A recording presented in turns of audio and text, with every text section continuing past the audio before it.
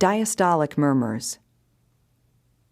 Diastolic murmurs are sustained noises that are audible between S2 and the next S1. Unlike systolic murmurs, diastolic murmurs should usually be considered pathological and not normal.